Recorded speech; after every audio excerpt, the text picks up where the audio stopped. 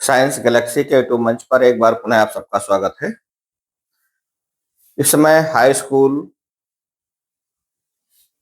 का जो केमिस्ट्री का जो पहला टॉपिक है जिसका नाम है रासायनिक अभिक्रियाएं। तो रासायनिक अभिक्रियाओं में 3 लेक्चर हो चुके हैं, चौथा लेक्चर है हमारा और इसी के साथ में टॉपिक का समाप्त हो जाता है। फिर इसके कुछ प्रैक्टिकल से संबंधित जो भी ज्ञान रहेगा वो आपको बताया जाएगा, प्रैक्टिकल्स यहाँ पर बताया जाएगा। तो चलिए चलते हैं, हमने उसमें सारी रिएक्शंस लगभग देख लिया है। कुछ 2-3 परिभाषाएं और बहुत महत्वपूर्ण हैं, उनको भी हम लोग सीखते हैं। तो सीधे चलते हैं अपने टॉपिक पर बहुत विस्तृत जानकारी के साथ में। ये हेडिंग खूब पूछी जाती है कि संक्षारण किसे कहते हैं, कोरोजन क्या है। तो बहुत इंपॉर्टेंट है, ये टिप्पणी में खूब पूछा जाता है, अक्सर करके परीक्षाओं में पूछा जाता है। तो होता क्या है कि जो धातुएं हैं ये वायु से क्रिया कर लेती हैं, खास करके लोहा उसमें मुख्य रूप से हम बात करें लोहे की, अन्य धातुएं भी हैं। तो ये नमी या वायु से क्रिया कर लेती हैं और नमी या वायु से क्रिया करके धीरे धीरे इनका क्षरण होने लगता है। और जैसा कि आपने अक्सर करके लोहे को देखा होगा, लोहे का उदाहरण लें तो बहुत अच्छा समझ में आता है। लोहा कुछ दिन पड़ा रहता है तो आप देखते होंगे उस पर जंग लग जाती है और धीरे धीरे अगर ज्यादा दिनों तक पड़ा रहे तो जंग इतनी ज्यादा हो जाती है कि धीरे धीरे लोहा ही गल जाता है और लोहे का अस्तित्व ही समाप्त हो जाता है, जंग के रूप में कन्वर्ट हो जाता है। तो यही चीज है कि वह अभिक्रिया जिसमें वायु की ऑक्सीजन, वह अभिक्रिया जिसमें वायु की ऑक्सीजन नमी या अन्य रसायनों की उपस्थिति से कोई धातु धीरे धीरे नष्ट होती है, क्या कहलाती है? संक्षारण कहलाती है। ठीक, नमी या वायु की उपस्थिति में धातु का नष्ट होना क्या कहलाता है? संक्षारण कहलाता है।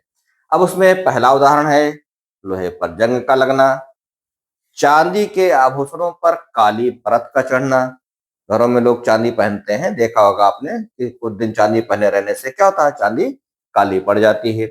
ऐसे ही तांबे की सतह पर हरा रंग का होना, तांबा भी अगर काफी दिनों तक आप रखा रहने देते हैं तो नमी और वायु की उपस्थिति के कारण वो धीरे धीरे हरा पड़ने लगता है।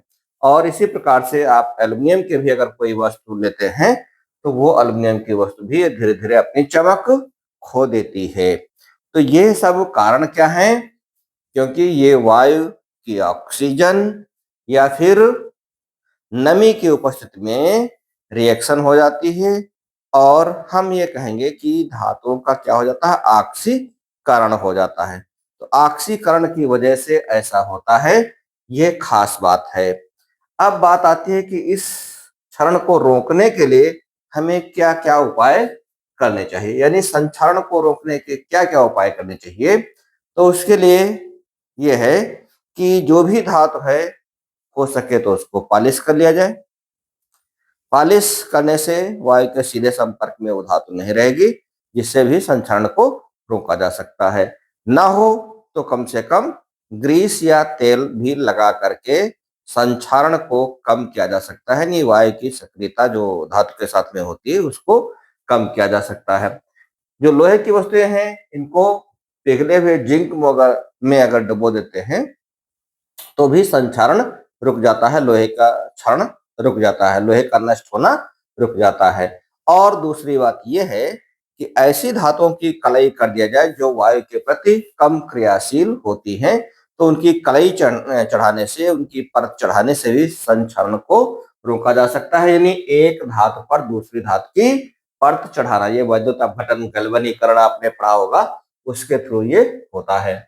फिर इसके वही बात यहाँ पर रिपीट की गई है कि वैद्युत अपघटन द्वारा धातु पर उसके ऑक्साइड की परत चढ़ा दिया जाए। अगर किसी धातु पर उसके ऑक्साइड की परत चढ़ा देते हैं तो फिर और उसका ऑक्सीकरण होने से रुक जाती है, यानी उस धातु का क्षरण रुक जाता है। तो ये तो रहे संक्षरण को रोकने के उपाय। आपसे प्रश्न या टिप्पणी पूछे कि संक्षरण किसे कहते हैं और इसे रोकने के क्या उपाय होते हैं। तो यहां से एक प्रश्न ये आपका कंप्लीट हो गया। इसके बाद में एक प्रश्न और पूछा जाता है जो भी बहुत महत्वपूर्ण है, और वो है कि विकृति गंधता क्या होती है। विकृति गंधता यानी गंध में विकृति आ जाए, यानी गंध बदल जाए। हम अक्सर करके घरों में देखते हैं कि जो भी हम अपने सामान रखते हैं, कुछ दिन बाद क्या होता है, खाद्य वस्तुएं जो भी रखते हैं, कुछ दिन बाद वही खाद्य वस्तुओं की जो स्मेल है वो चेंज हो जाया करती है, और ऐसी अजीब टाइप की स्मेल आने लगती है जो कि हमें मतलब रुचिकर नहीं लगती है। तो इसे हम कहेंगे कि इसकी गंध जो है खराब हो गई, या गंध में विकृति आ गई है। इसी को हम विकृति गंधता कहते हैं। इसके पीछे भी कारण क्या है, तो इसके पीछे भी कारण है वायु या नमी की उपस्थिति में ये जो है, जो भी हमारे खाद्य पदार्थ हैं वो क्रिया कर लेते हैं। यानी इसका मतलब ये हो गया कि कहीं न कहीं खाद्य पदार्थ भी ऑक्सीकृत हो जाया करते हैं। तो इन खाद्य पदार्थों को ऑक्सीकरण से बचाने के लिए हमें क्या-क्या करना चाहिए, इस संबंध में हम सब जानेंगे। और कौन-कौन से ऐसे पदार्थ हैं, जैसे हम चिप्स वगैरह ले लेते हैं, तो चिप्स भी तेल वगैरह में तले जाते हैं। तो तेल अगर खुला रख दिया जाए, तेल है, वसा है, जैसे घी है, घी को भी, घी में चाहे वो देसी घी हो या वनस्पति घी हो, इनको अगर ज़्यादा दिनों तक रखते हैं तो भी उसमें स्मेल उसकी बहुत खराब होने लगती है। तो सबसे पहले तो इसकी परिभाषा को ही समझ लें कि वसा तथा तेल युक्त जब खाद्य पदार्थ लंबे समय तक खुले में रखे जाते हैं तो वह वायु की ऑक्सीजन से धीरे-धीरे ऑक्सीकृत हो जाते हैं, जिनसे उनका केवल स्वाद ही नहीं बदलता बल्कि उनकी गंध भी बदल जाती है, और इसे हम विकृत गंधता कहते हैं। इसको रोकने के क्या-क्या उपाय हैं? तो पहला उपाय तो यही है कि जो भी खाद्य पदार्थ हैं उनको ढक करके रखा जाए, यानी ऐसे पात्रों में रखा जाए जो वायु रोधी हो, जिसमें ऑक्सीजन का प्रवेश ना हो सके। दूसरी बात यह है कि इन खाद्य पदार्थों को हम ठंडी जगहों पर, यानी फ्रिज में रखें, प्रशीतक में रखें। अगली बात ये है कि चिप्स वगैरह है, अगर तो इनकी पैकिंग करते समय इनमें से वायु को निकाल लिया जाए, और कोई ऐसी गैस भर दिया जाए जो क्रियाशील ना हो।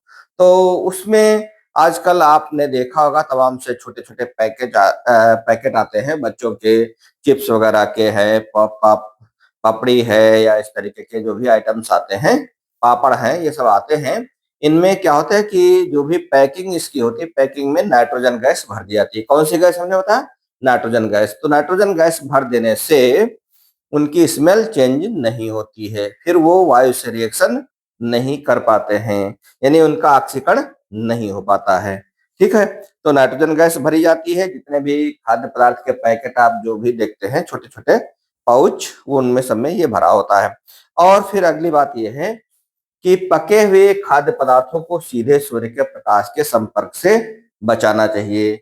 और अगली बात ये है, जो बहुत इम्पोर्टेंट है, 2 नाम हम यहाँ पर ले रहे हैं, जो एंटीऑक्सीडेंट वाले जो पदार्थ होते हैं, जैसे बीएचए, बहुत इंपॉर्टेंट है, बहुत ध्यान से हम लोग इसको पढ़ेंगे, समझेंगे। नाम याद रख लेना है, क्योंकि यहीं से प्रश्न पूछा जाएगा कि एंटीऑक्सीडेंट पदार्थों के नाम बताओ। तो इसमें क्या है? बीएचए। बीएचए मीन्स ब्यूटाइलीकृत हाइड्रोक्सी एनिसॉल। बीएचए का नाम क्या हमने बताया? ब्यूटाइलीकृत हाइड्रोक्सी एनिसॉल। और बीएचटी, बीएचटी मीन्स ब्यूटाइलीकृत हाइड्रोक्सी टालवीन। यह 2 ऐसे पदार्थ हैं जिनको भी अगर हम भोज्य पदार्थों में मिला देते हैं तो फिर उनकी स्मेल पर कोई प्रभाव नहीं पड़ता है, यानी उनका ऑक्सीकरण नहीं होता है। तो इस प्रकार से ये जो विकृति गंधता वाला जो प्रश्न है, इस पर भी खूब टिप्पणी पूछी जाती है अक्सर करके बोर्ड परीक्षाओं में, आपने देखा होगा। और ये दोनों परिभाषाएं जो है अभी पिछले वर्ष की ही बोर्ड परीक्षाओं में पूछी गई, 2025 में दोनों परिभाषाएं पूछी गई हैं। तो प्रत्येक वर्ष ये जो है कोई न कोई टिप्पणी इनमें से आ ही जाती है। हमारे लिए बहुत महत्वपूर्ण ये टॉपिक रहा। तो इस प्रकार से आप लोगों ने रासायनिक अभिक्रियाओं से संबंधित जो भी महत्वपूर्ण बातें थी, वो सब आपने सीख लिया है। अब इस पर जितने भी हमारे प्रैक्टिकल से संबंधित जो भी इसमें कंटेंट रहेगा, जितने भी प्रैक्टिकल के बारे में हम बता पाएंगे कि रंग परिवर्तन कैसे होता है, उन सबको एक दिन में स्लाइड के माध्यम से आपको बताऊंगा, आपके सामने प्रैक्टिकल करवाऊंगा। और दूसरी बात ये रही कि इस पर जो छोटे-छोटे बहुविकल्पी प्रश्न बनेंगे या वन लाइनर क्वेश्चन बनेंगे, उन क्वेश्चनों को मैं जब परीक्षाएं निकट आएंगी उस समय मैं उन क्वेश्चनों को भी करवा दूंगा। तो आपको बिल्कुल एकदम से पूरा टॉपिक 100% कंप्लीट हो जाएगा। प्रश्न चाहे जहां से आएगा, आपको प्रश्न वो मालूम ही होगा। तो चलिए ठीक है, बहुत ज़रूरत इस बात की है कि जो भी आपने पढ़ा उसका रिवीजन और उसको कॉपी पर लिख करके नोट्स बनाना बहुत आवश्यक है, क्योंकि लिखने की प्रैक्टिस जितनी अधिक होगी, चीज़ें उतनी ही अधिक याद रहेंगी। बहुत-बहुत धन्यवाद। अगले टॉपिक में हम जल्दी ही मिलते हैं, अगले टॉपिक में, जहाँ पर हम देखेंगे अम्ल, क्षार और लवण। तो अम्ल, क्षार और लवण टॉपिक भी हमारा बहुत अच्छा टॉपिक है। हम लोग उसको बहुत अच्छी तरीके से सीखेंगे। बहुत-बहुत धन्यवाद।